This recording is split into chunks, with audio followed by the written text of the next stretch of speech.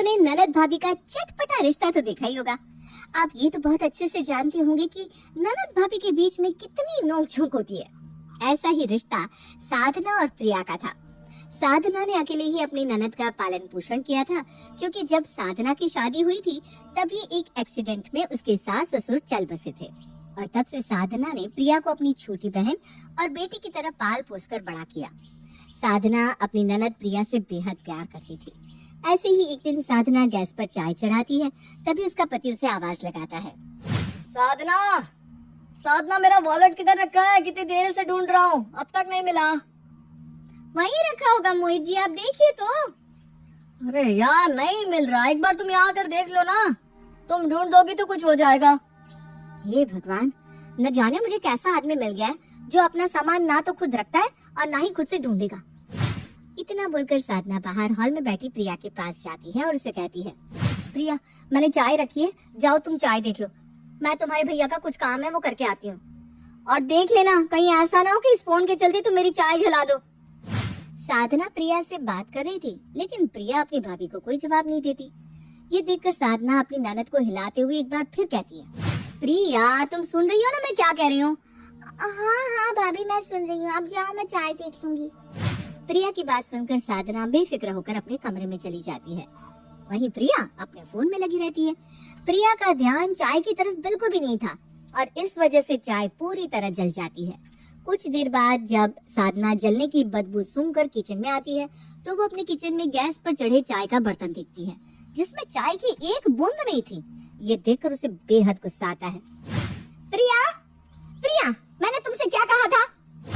अपनी भाभी की गुस्से वाली आवाज सुनकर प्रिया तुरंत अपने फोन को टेबल पर छोड़कर किचन में जाती है। भाभी क्या हुआ? मुझसे कोई गलती हो गई क्या? गलती? अब तुम्हें क्या कहूँ? ये देखो क्या किया तुमने।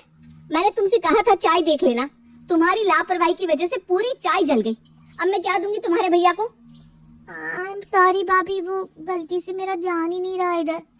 मैंने तुम्हें कितनी बार कहा है कि तुम फोन की दुनिया से बाहर आ जाओ, लेकिन तुम मेरी एक नहीं सुनती। और देखो तुम्हारी लापरवाही की वजह से चाय तो गई, साथ ही साथ चाय वाला बर्तन भी जल गया। भाभी अब आप गुस्सा क्यों कर रही हो? गुस्सा करने से सब ठीक थोड़ी ना हो जाएगा। प्रिया की इतनी मासूमियत भरी बातें सुनकर साधना का गुस्सा 2 मिनट में छूमंतर हो जाता है और साधना प्रिया को वहाँ से भेज देती है और खुद दूसरे बर्तन में मोहित के लिए चाय बनाकर उसे दे देती है। समय यूं ही गुजरता है और गुजरते समय के साथ प्रिया और साधना के बीच इसी तरह नोक झोंक होती रहती। ऐसे ही एक दिन साधना के सर में थोड़ा सा दर्द था, तभी प्रिया वहाँ आती है। भाभी बहुत जोर से भूख लग रही है, आज आपने क्या बनाया है? दिन का कुछ रखा है क्या खाने के लिए? नहीं प्रिया, सब खत्म हो चुका है, साथ ही ना सब्जियां भी खत्म है। मेरे सर में बहुत तेज दर्द हो रहा है, इसलिए आज मैं मार्केट तो नहीं जा पाऊंगी। एक काम करो ना, तुम ही मार्केट जाकर कुछ सब्जियां ले आओ। लेकिन भाभी मुझे सब्जियां खरीदनी कहाँ आती है? कहीं ऐसा ना हो कि मैं खराब सब्जियां लेकर आ जाऊं। अरे मुझे पता है प्रिया, तुम खराब सब्जी लेकर नहीं आओगी। जाओ ना प्लीज, लेकर आओ ना, मेरे सर में बहुत दर्द हो रहा है। ठीक है मैं ले आऊंगी। अब आप ना इतना मुझे प्लीज प्लीज मत कहो, मुझे अच्छा नहीं लगता। आप मुझे इतनी रिक्वेस्ट क्यों कर रही है? प्रिया साधना की बात मान जाती है और मार्केट चली जाती है सब्जी लेने। वहीं साधना अपने घर में अपने सर पर कपड़ा बांधकर रेस्ट करने लगती है। कुछ घंटे बाद प्रिया अपने हाथ में ढेर सारा सामान लेकर आती है। भाभी मैं आ गई फ्रूट्स लेकर। प्रिया के मुंह से फ्रूट्स का नाम सुनते ही साधना एकदम से उठकर बैठ जाती है। फ्रूट्स? तुम फ्रूट्स लेकर आई? हाँ भाभी, आप ही ने तो कहा था फ्रूट्स लेकर आने के लिए। आपके सर में दर्द हो रहा है, आप खाओगे तो आपको अच्छा लगेगा, इसलिए मैं लेकर आ गई। अरे यार, मैंने तुम्हें फ्रूट्स लाने के लिए नहीं कहा था, तुम्हें सब्जियां लाने को कहा था प्रिया। अब मैं तुम लोगों को रात के खाने में फ्रूट्स काट के दूं क्या? प्रिया कब सब्जी होगी, कब बड़ी होगी? अगर तुम्हारा यही हाल रहा ना तो तुम्हारे ससुराल वाले तुम्हें बहुत सुनाएंगे। क्या भाभी, आप भी ना कुछ भी बोलती हो। अभी मेरी शादी को बहुत टाइम है और जब मेरी शादी होगी ना तब की तब देख लूंगी, पर फिलहाल तो आप हो ना। मैं कुछ भी गलती करती हूँ तो आप संभाल लेते हो। अगर इन फ्यूचर गलती मेरे से हो गई ससुराल में तो भी मैं आपको फोन कर दूंगी, आप मुझे समझा देना। प्रिया की ऐसी बातें सुनकर एक बार फिर साधना पिघल जाती है और मुस्कुराती हुए उसे गले लगा लेती है। तुम्हारी बातों से ना मैं पिघल जाती हूँ, पर इसका मतलब ये नहीं कि हर बार तुम गलतियाँ करोगी। आखिरी बार तुम्हें माफ कर रही हूँ, इसके बाद कोई गलती मत करना, समझी? ठीक है भाभी, मैं आगे से कोई गलती नहीं करूंगी। लेकिन अब हम सब्जी का क्या करें? सब्जियां तो है ही नहीं घर में, खाना कैसे बनाएंगे हम? तुम उसकी चिंता मत करो, तुम्हारे भैया है ना, तुम्हारे भैया को फोन करके मैं उनसे सब्जियां मंगवा लूंगी, या फिर आज हम बाहर का ही खाना खा लेंगे। पर अगर भैया को पता चल गया कि मैंने इतनी बड़ी गलती की है तो मुझ पर बहुत गुस्सा करेंगे ना। अरे प्रिया, मेरी प्यारी ननद, मेरी छोटी बहन, तुम्हारी भाभी है ना, सब संभालूंगी मैं, फिकर नॉट। इतना बोलकर साधना मोहित को फोन करती है और उसे सब्जियां लाने को कह देती है। शाम को जब मोहित घर आता है तो प्रिया अपने भाई मोहित से कहती है, भैया आज घर का खाने का मन नहीं कर रहा, क्यों ना हम बाहर ही खा लें?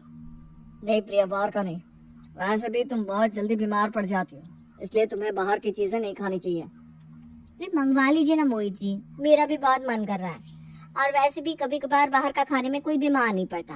और मेरी ननद अब ठीक हो चुकी है, वो बीमार नहीं पड़ती क्योंकि अब वो बड़ी हो चुकी है। अच्छा, तो ये तुम दोनों की मिली भगत है।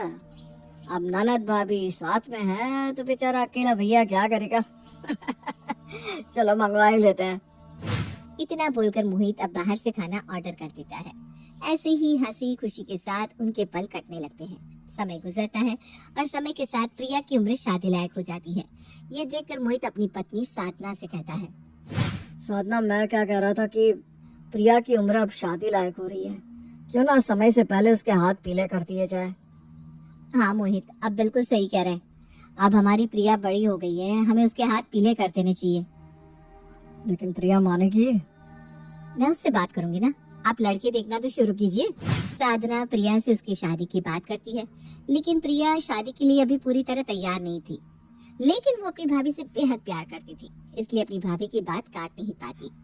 भाभी, मैं आपकी बात नहीं काटूंगी, आप रिश्ते देखना शुरू कर दीजिए। लेकिन हाँ, मैं उम्मीद करती हूँ कि आप मेरे लिए कोई गलत घर नहीं ढूंढेंगी। प्रिया की ऐसी बातें सुनकर साधना के चेहरे पर एक मुस्कान आ जाती है और वो प्रिया के लिए जोर शोर से रिश्ते ढूंढने शुरू कर देती है। समय बीतता है और बीतते समय के साथ प्रिया के लिए एक रिश्ता आता है। साधना, ये देखो, ये लड़का घर परिवार से बहुत अच्छा है, इसका फैमिली बैकग्राउंड भी बहुत बढ़िया है, अच्छा कमाता है, हमारी प्रिया को ये पलकों पर बिठा कर रखेगा। अगर ऐसा है तो देर किस बात की, बुला लीजिए लड़की को घर। साधना और प्रिया की मंजूरी मिलते ही अगले दिन लड़के वाले प्रिया को देखने के लिए आते हैं। जहाँ लड़के वालों की साधना काफी खातिरदारी करती है, तभी लड़के की माँ साधना से कहती है, साधना बेटा, बहुत कर ली तुमने खातिरदारी, अब हमें हमारी होने वाली बहू भी दिखा दो। अरे हम भी तो देखें कि हमारी होने वाली बहू दिखती कैसी है, क्योंकि अब तुम तो जानती हो कि इंसान फोटो और सामने से काफी बार अलग दिखता है। हाँ हाँ आंटी, मैं आपकी बात से सहमत हूँ, मैं अभी प्रिया को लेकर आती हूँ। इतना बोलकर साधना प्रिया को लेकर आती है, जहाँ लड़की की माँ प्रिया से काफी सवाल जवाब करती है और प्रिया शांति से सारे सवाल के जवाब उसे देती है। तभी लड़की की माँ प्रिया को चलने को कहती है। बेटा वो क्या है ना, तुम हमें पसंद तो हो, लेकिन हम चाहते हैं कि तुम हमें थोड़ा चल कर दिखा दो। अब क्या पता तुम्हारे चाल चलन में कुछ गड़बड़ हो। अरे हमारे भी तो रिश्तेदार हैं, अगर तुम में कुछ खराबी होगी तो वो हमें ही बोलेंगे। आपका लड़का तो भैया एकदम अच्छा, और आप ऐसी बहू लेकर क्यों आ गई? लड़की की माँ की बात सुनकर प्रिया अब उसे चलकर दिखाती है। इसी तरह लड़की की माँ कभी उसके हाथ देखती है, कभी उसके पैर, पर इन सब के बीच प्रिया खुद को काफी अनकंफर्टेबल फील करती है। अपनी ननद को ऐसे देख साधना गुस्से में बोल पड़ती है, माफ करना आंटी जी, लेकिन मेरी ननद में कोई कमी नहीं है, अगर कमी है तो वो आपकी नजरों में, इसलिए हमें ये रिश्ता मंजूर नहीं है। आप यहाँ से अपने बेटे को लेकर जा सकती हैं। साधना की ऐसी कड़वी बात सुनकर लड़के वाले वहाँ से चले जाते हैं। साधना, ये क्या किया तुमने? तुम्हें पता है ना वो कितनी अच्छी फैमिली थी। माफ करना मोहित जी, लेकिन मैंने अपनी ननद को अपनी ननद नहीं बल्कि बेटी समझकर पाला है, और मैं अपनी बेटी को कभी ऐसे घर में नहीं जाने दूंगी जिनकी सोच इतनी घटिया हो। मेरी ननद जैसी भी है, पर वो तब तक शादी नहीं करेगी जब तक वो खुद मेंटली प्रिपेयर नहीं हो जाती। अपनी भाभी की बात सुनकर प्रिया के चेहरे पर मुस्कान आ जाती है और वो अपनी भाभी को गले से लगा लेती है, और इस तरह साधना ने अपनी ननद को सिर्फ बेटी माना नहीं, लेकिन बेटी बनाकर दिखा दिया।